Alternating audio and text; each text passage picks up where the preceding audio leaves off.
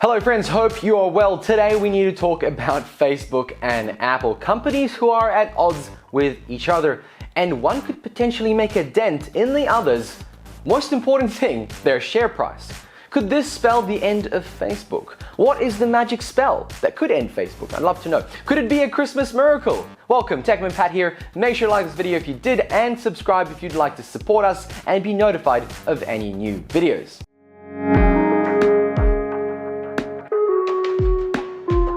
So let's be frank here. Oh, hi, I'm Frank, and I'm here to tell you what fuels the internet and all your YouTube videos. Put simply, it's advertising. Alright, enough of Frank. He is being a bit of a Captain Obvious. What makes adverts actually valuable and why companies drop billions of dollars on them, it is the personalization. The return on investment per dollar spent on each click. You see, by knowing that you might be into camping, for example, because you've been posting pictures of you camping on Facebook, a camping retailer can advertise to you their latest camping goodies. Now, it can be pretty scary how much these companies actually know about you and what you like or dislike. The aim here is to sell you more crap, and I mean camp chairs. Nonetheless, from the point of view of a company who pays for ads, they want the best value for their dollar or they'll spend it somewhere else. And on the other side, you have Facebook, whose sole aim is to capture all the data you have willingly, and also without really telling you how and what they're doing with it, how they're capturing it, where they're capturing it from. But Apple started their privacy campaign, and a few years ago it seemed almost weird, but now it's one of the biggest selling points of an Apple, and it's part of the reason I still use an Apple phone. Now, the techie amongst us know that Facebook tracks you outside of just the app. Many do not, and so this latest update from Apple is a huge eye-opener for those not in the know. With the new update in iOS 14, app developers will need to ask the Apple user for permission to gather data and track them across mobile apps and websites on their iPhone, not just the app. And so you can imagine these changes will significantly impact Facebook's ad business, and in particular its ad network for developers and businesses, as end users are more likely to opt out of tracking prompts. It's funny that if you are asked, would you mind if I track all your movements across your private device? People are more likely to say, hell no, because when it is presented in front of you in plain language instead of the convoluted terms and conditions, then all of a sudden you decide, no, this isn't right for me, or this just seems like a bit of an invasion of privacy. Now, of course, Facebook didn't take kindly to this, and so decided to take out a full-page spread in the New York Times, the Washington Post, and the Wall Street Journal. Sure, they made some headlines, but who reads those newspapers anymore? Boomers? I don't even think boomers do. Let's be frank, again, without Frank. No one was going to read that apart from the media, and then echo chamber the hell out of that. As much as I like Bloomberg, they really went to town on this story this week. Now, the highlight of this spread is this: we're standing up to Apple for small businesses everywhere, and I'm sure you've heard that line before a lot of times. While it could ring true that Facebook has helped small businesses to be discoverable, it is questionable at what cost to people's privacy and actually how much they've really helped. Now, Facebook's attacks were like a water off a duck's back for Apple. A statement read that they aren't really preventing Facebook from tracking people. Not at all. They're just letting the user decide if they want to be tracked by the Facebook mafia. With a click of a button, they can grant permission for Facebook and other apps to monitor other online activities. Just like the sexual consent apps, Consent Armor, Legal Fling, the Consent app, and Yes means yes. You have to consent.